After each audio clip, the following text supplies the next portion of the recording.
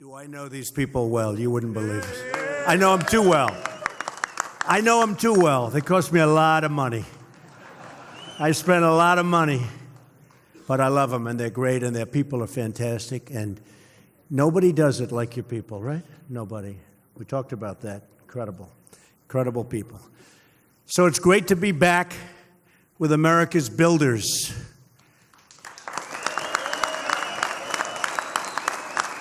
So did you ever think you'd see a president who knows how much concrete and rebar you can lay down in a single day? Believe me, I know. I know.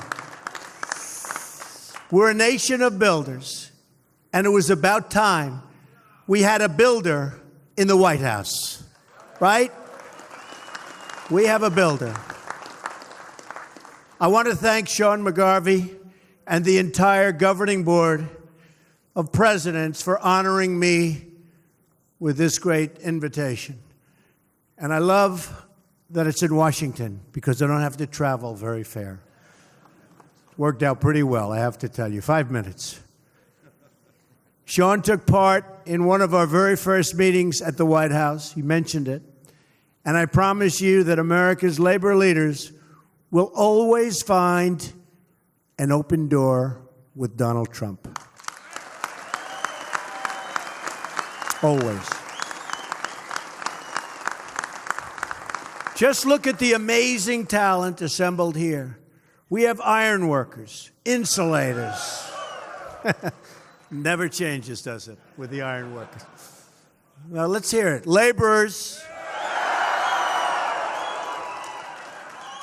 painters, fitters, plumbers, operators. They're operators, all right, I'll tell you that. Electricians. Not that good. Where's my local 3?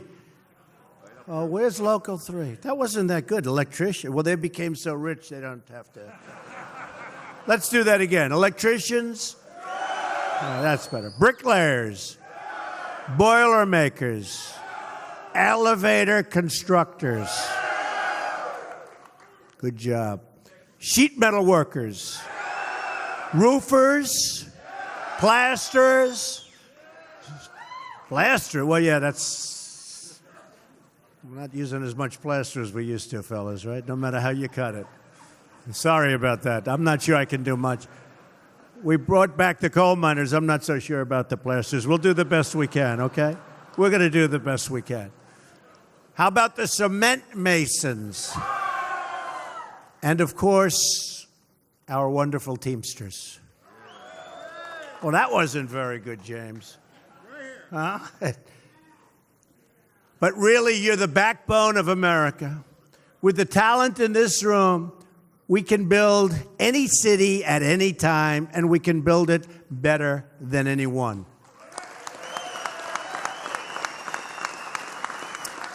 But we're going to do even better than that. Together, we are going to rebuild our nation. You're the keepers of the great trades and traditions that built our country. From the New York skyline to the Golden Gate Bridge, you represent the workers whose hands, skills, and dreams will build the great landmarks of our future. Every day, your members live out what I call the American creed. They're on the job before dawn and after dusk, and they never quit until that job is done. You know that. True. True. We saw this grit on display when the construction trades helped rebuild New York City after 9/11. That was a terrible time. We were all there. It was a terrible time in this country's history. Worst attack in the history of our country. Worse than Pearl Harbor. Pearl Harbor, they were attacking military. Here they were attacking civilians. Worst attack. And I saw what happened. Within a very short period of time, we were back rebuilding. And rebuild you did. And I really congratulate you. It took a lot of courage and a lot of strength. And thank you.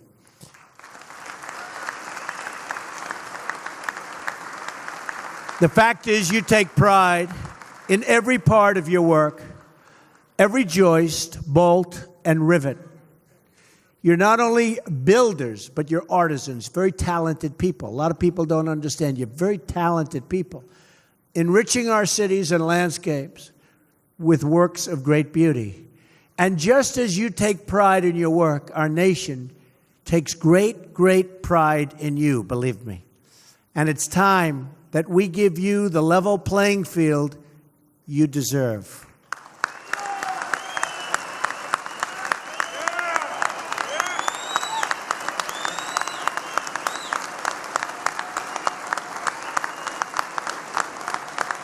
Thank you.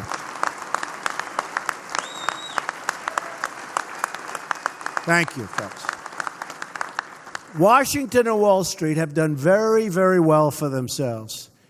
Now it's your turn, and you're going to be also sharing the wealth.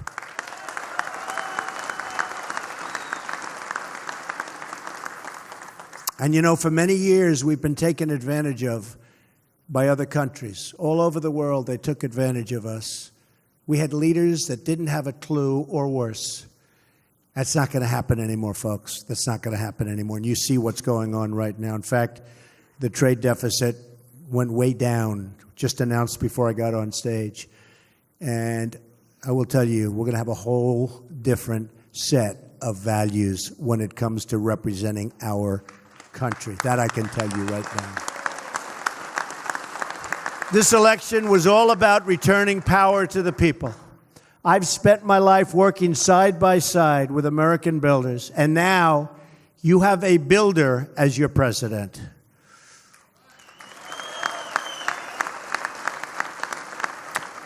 One of my first acts as president was to stop one of the great sellouts of the American worker. I immediately withdrew the United States from the disaster. This would have been a disaster. This would have been another NAFTA, which, by the way, is a disaster. I took you out of the Trans-Pacific Partnership.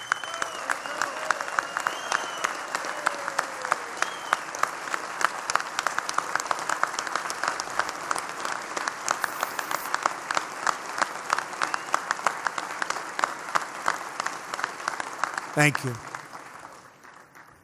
That one wasn't even close. And you know it.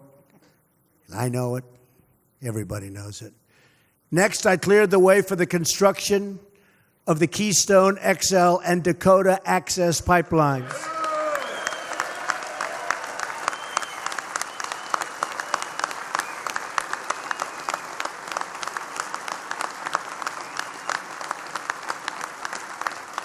And it's looking like that's going to have about 42,000 jobs involved, those two jobs. That's some number of great people. That's a big, big, beautiful lot of people. And Sean, actually, and a whole group joined me in the Oval Office when we approved the Keystone permit. And I joked that day. I said, can you imagine the head of this big Canadian company in this case? They built pipelines, and they failed. Didn't work. They paid millions and millions and hundreds of millions of dollars to consultants and lawyers, and they failed. And it was over. And then one day, Trump wins, and a few days later, they get a knock on the door. Sir, the Keystone Pipeline was just approved. Can you imagine? I want to see the expression on his face. And he's a nice guy. They came to the office. Because, you know, I did say, you have to use American steel. You have to fabricate it here. Now, they had already bought 60, 70% of it. So you can't be too wild, right? But I was signing the order. And I said, where'd they buy the steel? I didn't like the answer. I said, who fabricated the steel? I didn't like the answer. I said, from now on, we're going to put a clause. Got to be made in America. We want American steel made in America. Right on the bottom. 100%. Right?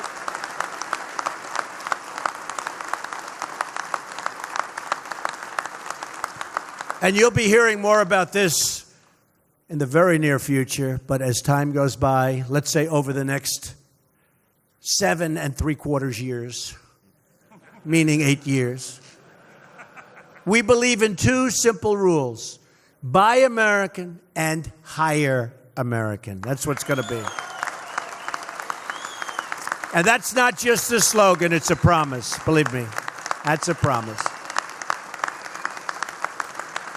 The era of economic surrender has come to an end. It's come to an end. We have surrendered as a country to outside interest. The era of economic victory for our country has just begun. You will see. No longer will we listen to those failed consultants who've made one wrong prediction after another, delivering nothing but soaring trade deficits and a big, fat, shrinking workforce. For decades now, we've watched as our factories have shuttered, almost 70,000 factories. Our jobs have been stolen, and blue-collar wages have declined. We've seen the economic pain inflicted on our fellow Americans in Pittsburgh and Detroit and Baltimore. We didn't just offshore our jobs, we offshored a big, big part of the American dream. We enriched foreign countries at the expense of our own country, the great United States of America. But those days are over.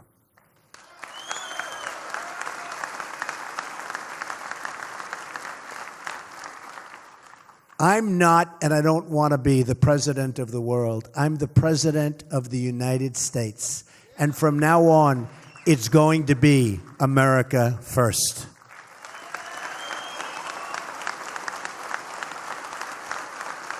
We're going to bring back our jobs, and yes, we're going to bring back the American dream. As I travel the nation, I heard the pleas of the forgotten men and women of our country, the people who work hard and play by the rules, but who don't have a voice. Together, we are their voice, and they will never, ever be forgotten again. That I can tell you. I don't know if you saw, but if you watch the Democrats now, the anger and hatred, and they're trying to figure out where did all these people came that voted for Donald Trump. Remember they said, because the Electoral College is very, very hard, they say almost impossible for a Republican to win. The odds are stacked. And they would say, there's no way to 270. You need 270. There's no way to 270. I heard that so much for a year. I kept saying, maybe I shouldn't be running. You know, Sean, I said, maybe I shouldn't run. Because there's no way. The people are telling me, the same people that say all of the bad stuff, they're saying there's no way to 270. Well, but there was a way to 306. But wasn't that an exciting one? You know, places that nobody entered. Donald Trump has won the state of Michigan. They go, what? Donald Trump has won the state of Wisconsin. They came out of the blue, and we didn't even need them. And we love those 2 states because we won the state of Pennsylvania, and we won Ohio, and Iowa, and North Carolina, and South Carolina, and Florida, and so many others. We ran the coast. And if you don't run it, you can't win. A huge disadvantage, the Electoral College. It's very, very tough. They say almost impossible for a Republican to win. But I had the support of, I would say almost everybody in this room. We had tremendous support. No, we did. We had tremendous support. We had tremendous support. And I'll tell you, we really had the support of the workers. We had tremendous support of the workers. Well, would you like to make a change, folks? Would you like to make a change? Because if anybody wants to make a change, you won't be having so many jobs, that I can tell you. Your jobs will be a whole different story. Because in the last decade, you lost over 750 construction. Think of this, 750,000 construction jobs. Real wages in the construction sector have fallen more than 15% since the 1970s. We rank 39th in the world for construction permitting. And approvals for infrastructure projects can take up to 10 years. Since taking office, I've signed one action after another to eliminate job-killing regulations that stand in a way. I had a chart. Is that chart around here someplace? Did you have that? I have to show this chart to you because it's amazing, actually.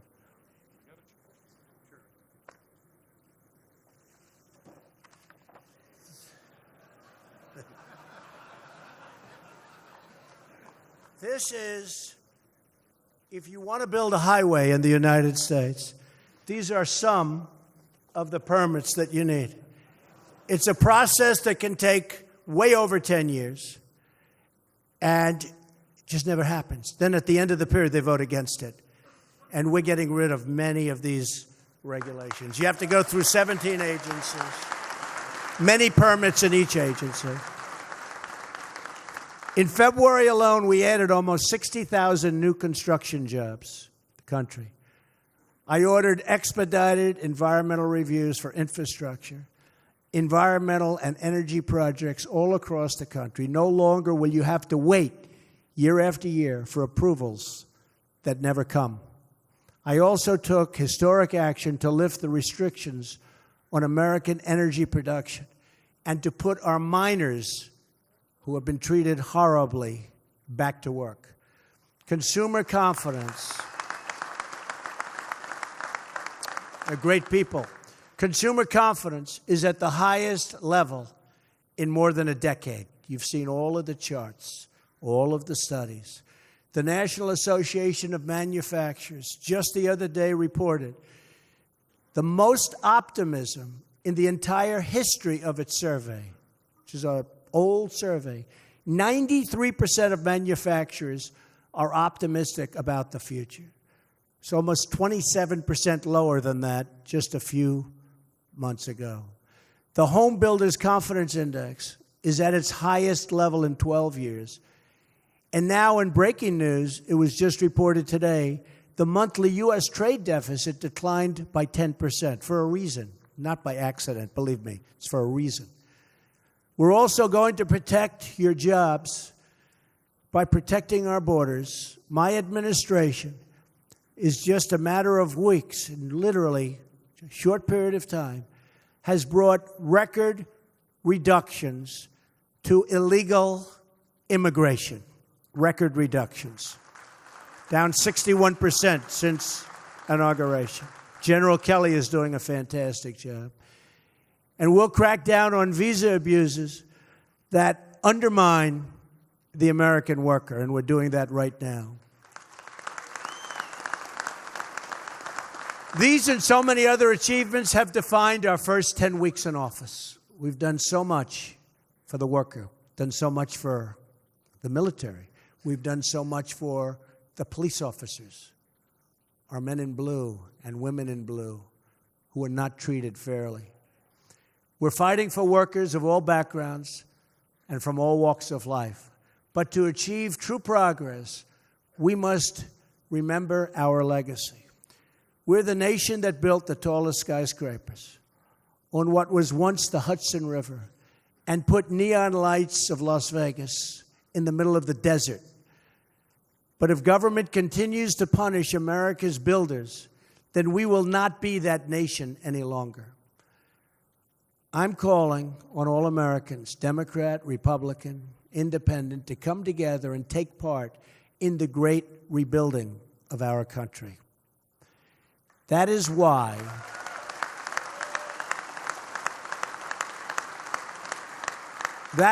in my address to Congress, I called on lawmakers to pass legislation that produces a $1 trillion investment in the infrastructure of our country, and we need it.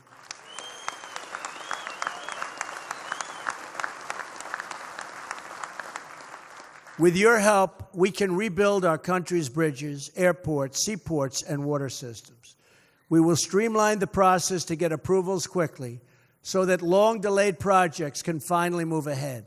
And with lower taxes on America's middle class and businesses, we will see a new surge of economic growth and development.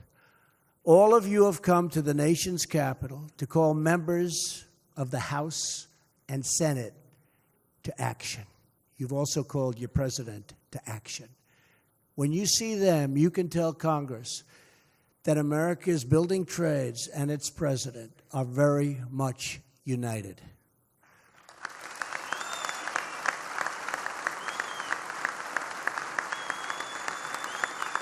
Thank you.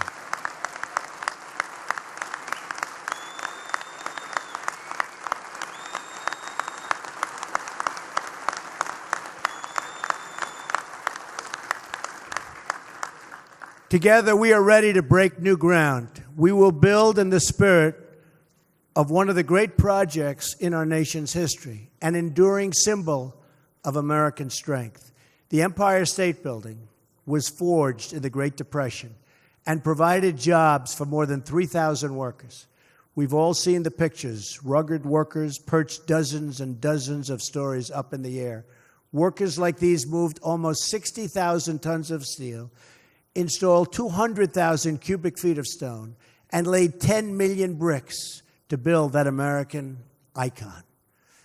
And they did the job in a record time, 13 months. Hard to believe. Think of that. Empire State Building, built in 13 months during the Depression. Nowadays, you couldn't even get a building permit or approval in that amount of time. When the workers had secured the last piece of steel in that amazing and beautiful structure, they marked the moment, as we still do today, with what is called a topping out ceremony. 1,050 feet above the streets of New York City, they hoisted a beautiful and great American flag.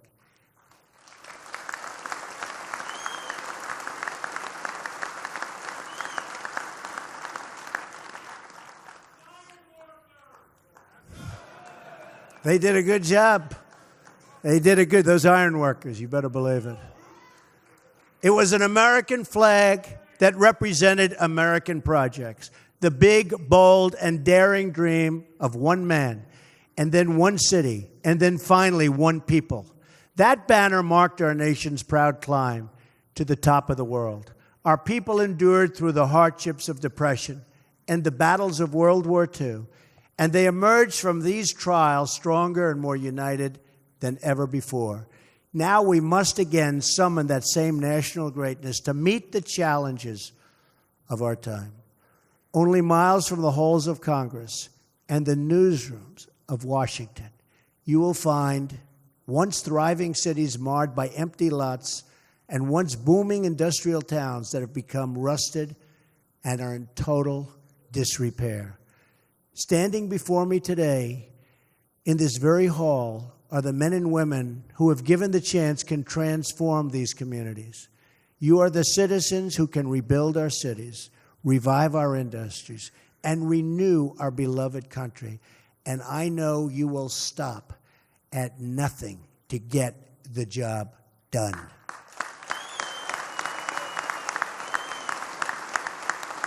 For the rest of their lives, everyone who worked on the Empire State Building knew when they looked up at that great New York skyline that they had lifted the stars and stripes atop the tallest flagpole on earth, and that somewhere high above the city streets, their place in history was carved into beams of steel. In the future, when we become the trials, and we are trials of our times, we too will emerge stronger and more united than ever before. It's happening, you watch. When we rise above the cynics and critics who live only to defend the status quo and to defend themselves from failure, then we too will construct a lasting monument to national greatness. In this future, our nation's workers and craftsmen will look way out at the vast open landscape, and they will build new bridges and new schools and new landmarks, and they will proudly raise up for all to see our bright and beautiful American flag. And when we see that flag, we will remember that we all share one American home, one American heart, and one American destiny. May God bless our nation's builders.